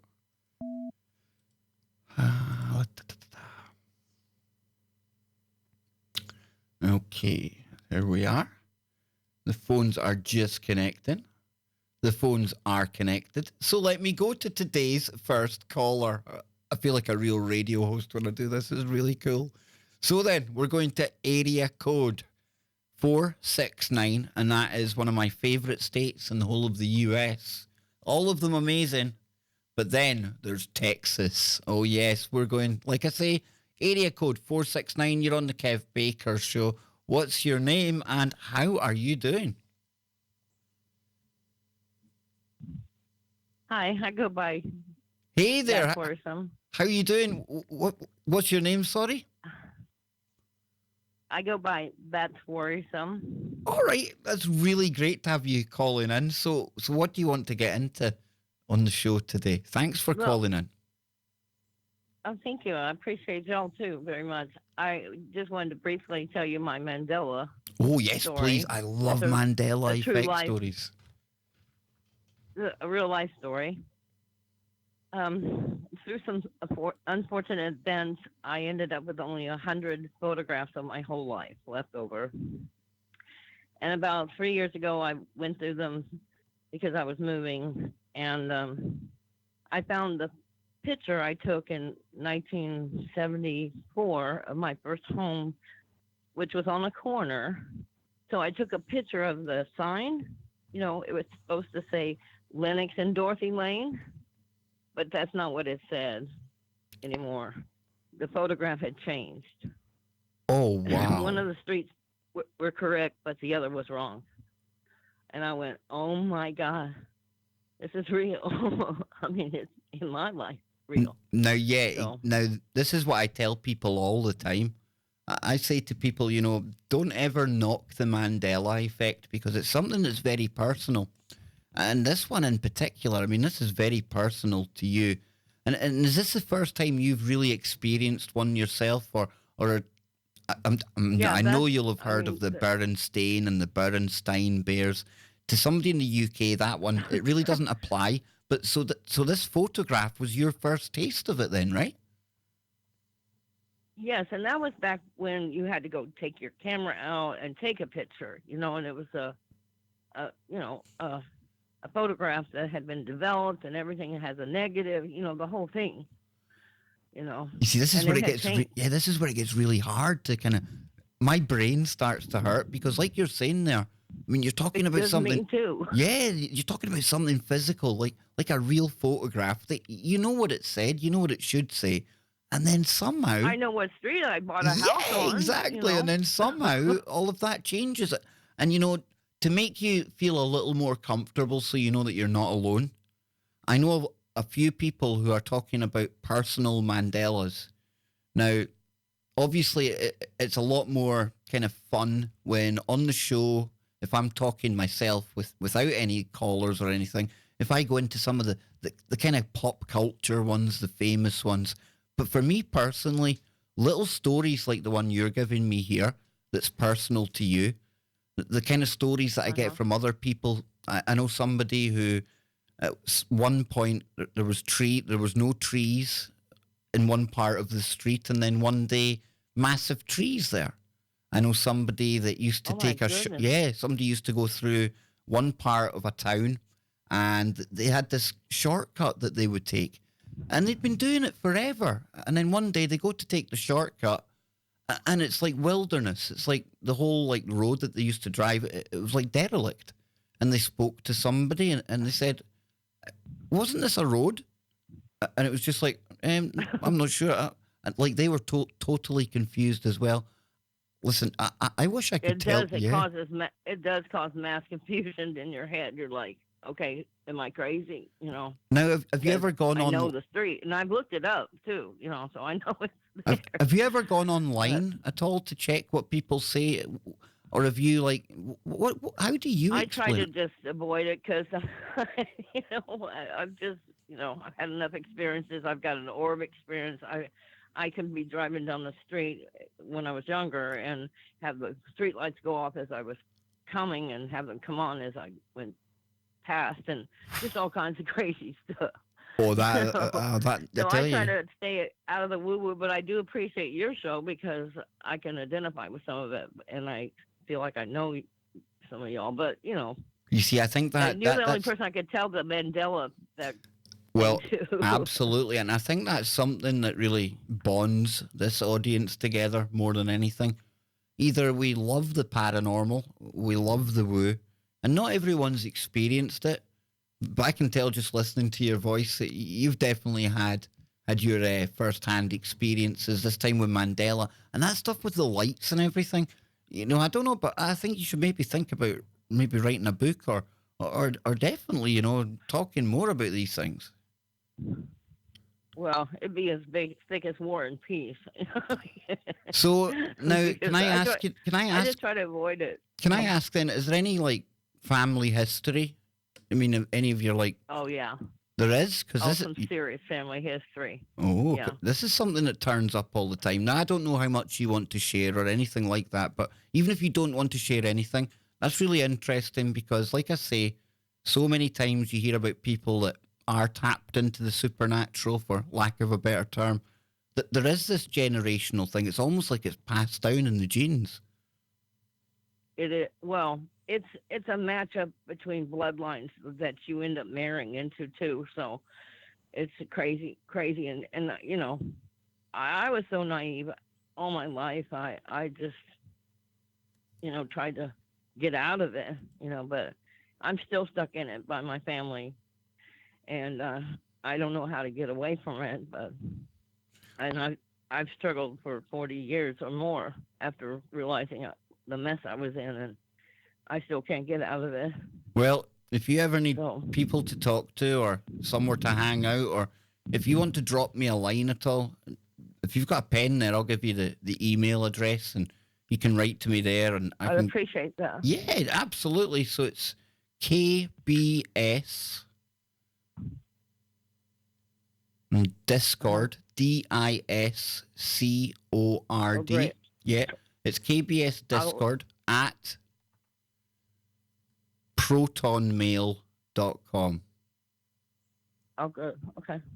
And again, you don't have I to. gave 4.5 hours of testimony to someone to try to help me get out of this mess, and she ended up just Now, listen, I'll tell with you. another con. I will tell you. I'll tell you right here, right now. I certainly cannot offer you any like remedy to this. I can give you somebody to talk to if you like that. Yeah, and by That'd the be way, nice. and I'm not going to charge. I'm not looking to charge you a penny or anything. It sounds like somebody's really done a job on you, and that really annoys me because there's so many people out there, and it's just the lowest of the low taking advantage of people when they need help. And again, it's an age-old story. I know that, but there's some really rotten people out there. It But- just hurts so bad when it's your family, that you're the only one that seems to care about other people or anything, and they could care less about you. And it's true what they say, eh? You can choose your friends, but you can't pick your relatives. And you can't wake them up either. Yeah, exactly. The family are the hardest to wake up, and I've got a kind of new approach to all of that. Everyone's on their journey, and as much as it's infuriating and everything else, but people are as entitled to be as whatever way they are inclined, as much as we're As entitled long as to they're be. not destroying you at the same time. Exactly. As long as there's no harm done, you're so right there. And I was going to add that at the end. But is there any other woo you want to share then? Because we've got no other callers on the line right now. I would like to share a story, my orb story. Oh, that would be brilliant. Yeah, because I don't know if you caught one of the streams that we done, and it was with somebody called Jason. He's got a YouTube channel called First World Problems, and I've seen a lot of orbs on camera, and this one, it was a bright red orb, and it was just one of the most amazing ones I've ever seen.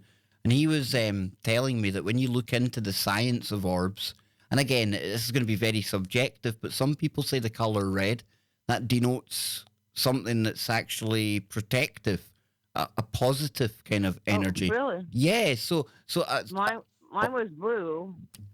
blue. Now, if anyone But in the it, chat rooms out there know what the blue one means, please let us know, because it'd be really great to know what these different colors of orbs actually mean. I think you're right about colors.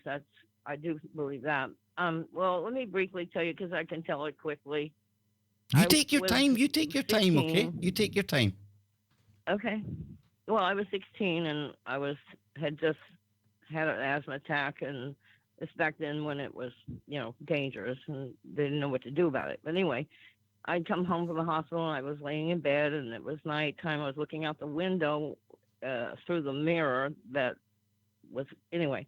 So I could see the moon in the mirror out my window behind me, and I was watching the moon and trying to go to sleep, and then this orb started to come towards my window and came into the room, and it immediately went into the mirror and came out as what I thought was Jesus. I thought I saw Jesus. All my life I couldn't decide, did I see Jesus?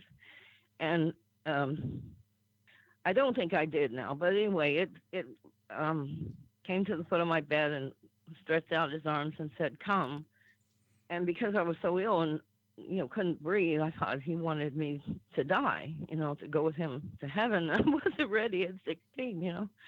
So I tried to scream and nothing came out, and I actually sat up in bed trying to scream and no sound came out. So I ran to my mother's room and asked her if I could sleep with her, and she told me to go back to bed. So I spent a long time in my life suffering over that, trying to figure out, what did I see? And I still, I've got no how idea. did it But make you? How did it make you feel? Was it comforting or did it terrify you? No. I was terrified. Yeah, I think. Terrified. Yeah, I think it might have been something trying to appear heavenly in the form of Jesus to I try and believe trick so. you. Yeah, yeah. Yeah. Again, I've never experienced So- anything like that, but wow. Well, I'm 63 and still can't get over it. Oh, you don't sound 63. Never. No, I'm Well. not buying any of that. Just a number. But yeah, so any other experiences with the orbs or anything like that? And I tell you what, you mentioned the mirror in that story there, the moon, the mirror, and mirrors are so magical, themselves. They're literally like portals, and magicians, like I was talking about before, Crowley, they know how to utilize something like a mirror. And it does make you wonder, about these mirrors and just what kind of things they might be letting into our reality. Yeah, I know. I've never liked mirrors. My family, puts them all over their house to make their house look bigger, Huh? Even though they have beautiful homes, but they have, 6 foot, 8 foot mirrors, 12 foot wide. I always walk by them going, I'm not even looking. No, a mirror that big almost feels like I've been cured of mirrors. well, that feels like some kind of doorway you're stepping towards there, a mirror that size, right? Oh man, they got some major mirrors, these people. But I don't even think they know anything about any of that. You know what I'm saying? Yeah. Now, when you were I younger, just think that they're living in it and not knowing it. they're oblivious to it. No, I absolutely know what you mean. Now, when you were younger, and you don't have to tell me if you're not comfortable, but I know when I was younger, when you're young, peer group pressure and things, and you're having a laugh at the time. I know we dabbled in the odd Ouija board, things like that. Have you ever played about with the paranormal at all? And it's not to criticize you or to judge you or anything like that. I understand that. We had slumber parties back in the Yeah. 60s and stuff. So, and it seemed to me, having lived on different streets and being part, military family and stuff like this, I just noticed that there was a bunch of kids on our street where I was born into, where the house I was born to, where I would just live in the tree. I stayed in my mimosa tree most of the time, but because I'm kind of a loner, but very much one. But everybody on our street had some kind of horrible disease. You know, their children had polio, and one child had their head in where they tied to the bed because of their neck, and all kinds of stuff. I mean, some crazy stuff went on in that before I was 5. You Now, know. did I hear you But, mention that you were a military family? well, my father was military, but he worked 36 years for a civil military company Wow. and died suspiciously, in my opinion. Just my opinion. Again, But- there's that connection again, because we often hear how people that are born into military families, and again, I was in the military, so I'm certainly not knocking the military, but there is this connection. And you mentioned the diseases and things there as well. I mean, it does make you wonder if there was any connection to, military kind of stuff going on there. And again, I'm highly speculating here. hmm Well, even back then, see, we're talking the 60s or the 50s, Yeah. actually. And that's You when, there was real programs and operations and projects that were in full swing. And a lot of them did Well, involve... and everybody there, that lived on that block worked for the same company, basically, or something similar, because they had to live near where they worked, So, Wow. Listen, I can't thank you enough, not just for listening to the thank show, you but for letting me speak. anytime at all. And like I say, don't hesitate to get in touch with me. And if you Okay. ever, yeah, absolutely. And we've got the server there on Discord. I can talk you through how to get on there. And there's people on there 24/7. And you can be... I know, but Yep. I have a lot of trouble with technology, and I've had 2 PCs hacked and all kinds of Ooh. stuff where I am. I'm not in a permanent home right now, and trying to... Anyway. Well, you long drop me. story, Yeah, that's but- okay. You drop me an email, and I'll certainly be there for you if you need anyone to talk to. Okay. Okay, thanks, Kevin. No Appreciate problem your at time. all. Thank you so Have much. a great night when you get to it. I will do. Thank you. I'm having a great night now. I'm speaking to you. So yeah, that was a fantastic call there, all the way from Texas. I love this show. I love this network. I truly, truly do. You people are awesome. Again, real people, real stories. It steals it for me every single time. You all get caught up in our own woo sometimes, and it's good to listen to other people's stories. And wow, 16 years old, panicking. It's hard to breathe with asthma, and then you've got something like that going on. The orbs. These orbs. And I get it. Listen, I've looked at many's a video where I'm 50-50 if it's an orb or maybe a particle of dust. Maybe some effect or artifact that turns up on the digital kind of version of the video. And I'm open to that. Absolutely. But at the same time, folks, there's absolutely things that do look almost like, for lack of a better term, is it ectoplasm? Is that what you call it? I think that's what you call it, right? Ectoplasm. That's it. That word almost went out of my head there. I used to love Ghostbusters and things, well, but ectoplasm, right? Is it that? Is it the early stages of something like that forming? I don't know. And I like that when Jason was able to give us the kind of meanings with the colours and the red one that we've seen. And you can see that, folks. Go to First World Problems. That's 1ST. That's 1ST World Problems. And there's a couple of videos on there, and I urge you to check them out. If you're into this show, you're going to love his videos. It's ghost hunting. But there's an orb on there. And again, it's not just because it's one of our audience and somebody who, quite friendly with in the time that we've been interacting online, and I love his channel.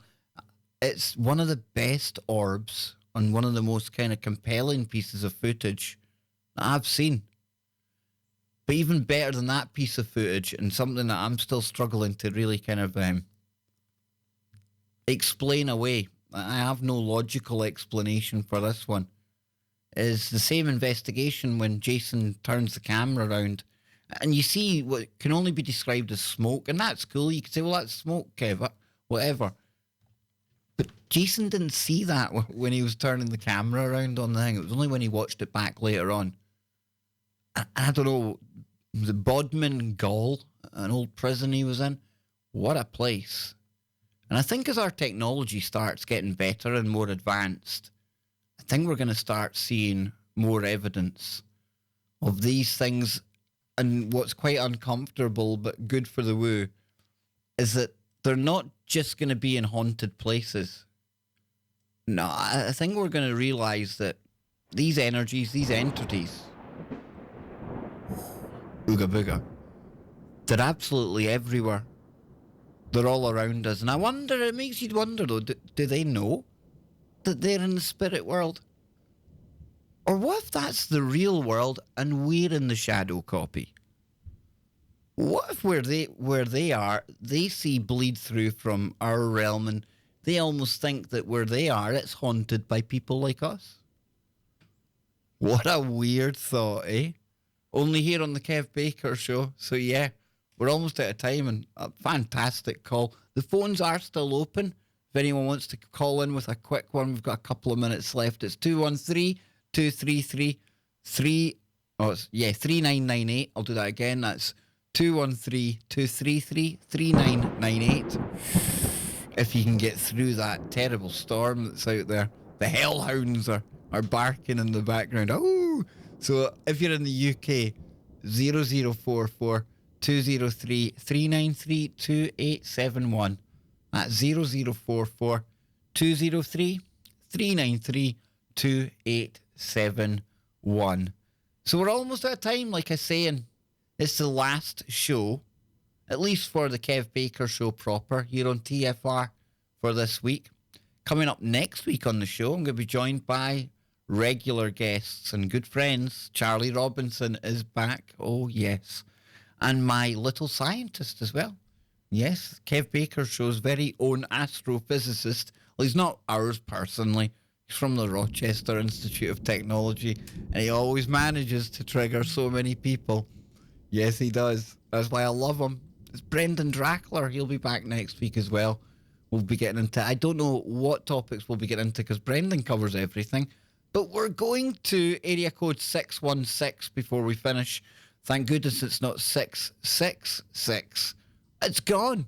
And just like that, they disappeared. They must have got... I hope you didn't chicken out. I don't bite. Honestly, I don't. I know I look quite scary, but really... And I would have turned off the scary sound effects of the thunderbolts and lightning, very, very frightening thing. You know, I was going to break into a Queen song there because it was Queen where we started the night.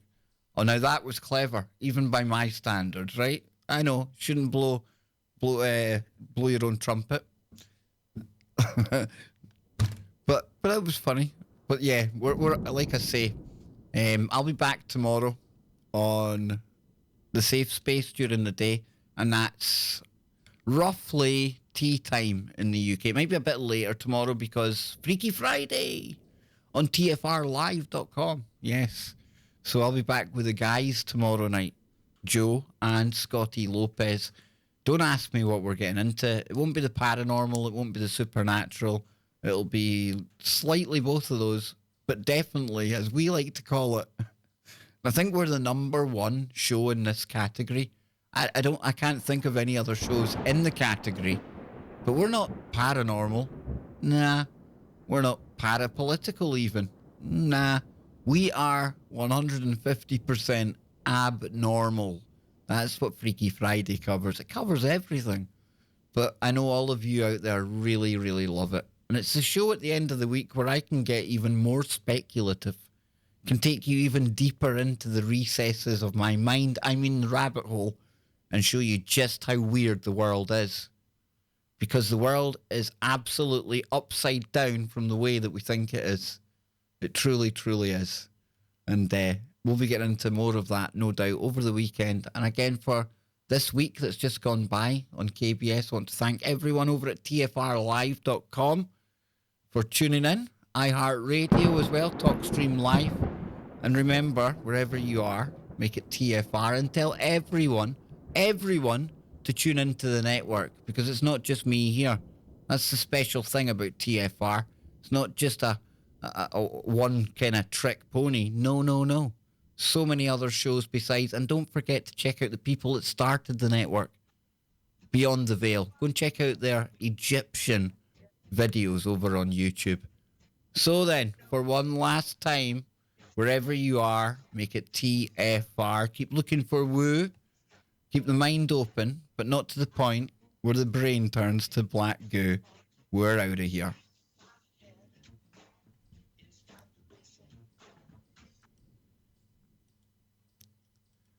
There we go, folks. I could not actually find where the call to the network there was. But yeah, we're done. We're out of time. That was absolutely awesome. And of course, I want to thank everyone over there, or over here, because I'm here, at YouTube. Yes, indeed. So let's see what people are saying before I go. The dude is saying long days and pleasant nights, all. The dude abides. I love it, dude. I love it. Where I live, most phone numbers on landlines are 617-666. Bill. Dude. Was somebody called Jai or Jay, depending on your pronunciation. Great show. Thank you so much. That's really, really kind of you to say. Roxy, what's Roxy saying? Where's Roxy? I see Jason answering Roxy, but Roxy's one of our good friends here. I'm going to hang out with my kids tomorrow. I haven't seen my 16-year-old grandson since he was 5. Wow, that is amazing. Oh, that's amazing. I'm so, so happy for you, Roxy. I really, really hope that goes well. Get in there. So we've got Greg Story in there as well. Yes, indeed. Hit the wall with the turn to wake up woo too. Peace to your caller. Absolutely. Let's see. We have got War. Did I see War in there? Was War kicking about? Was it War? I don't know. I don't think it was. Lisa's in there. Mannerus. Cricket. Hey, the Cricket. Yes, indeed. Thank you, Cricket. And thank you to everyone. Really, really had a good time today. And I took a little day off yesterday, and I think we all felt the benefit of that today. Good safe space, and I think that was a really good show there. You know, I don't tell you what to think. I just hope to encourage you to think for yourself. I could be wrong. You could be wrong. I could be right. You could be right. Listen, so long as we can give you something to think about, or as we say here on KBS, I provide, you decide, but the I's not really true. I bring so many people onto the show, but all of you out there as well. We provide, you decide. So yeah, I want to thank everyone again for tuning in. Remember, we need 8 new members. I'm going to start getting angry soon. I'm not obviously, but I think we need 8 new members before we get the new emoji. Let's get the Mothman before December. And then when we get into December, and I know folks, we're coming up to Christmas time. It's a festive period, office parties, money going here, there, everywhere. If you're already a member and for whatever reason, you know, money's short going into the Christmas period, please don't think there's some obligation to remain a member. And if for whatever reason you can't renew this month or next month, don't think you have to stop coming. That's the last thing I want that membership stuff to turn out like, okay? That's why I try to keep it as open as we can. But this Sunday it will be members only stream. It's going to be very private. We'll turn down the lights and now it's getting a little bit creepy. No, we'll turn up the lights and we'll get the fireside chat going. But yeah, members, if you want to join, just go to the channel page and you click this button right here. And that brings up the various options. And then you get all of the emojis that you can see here.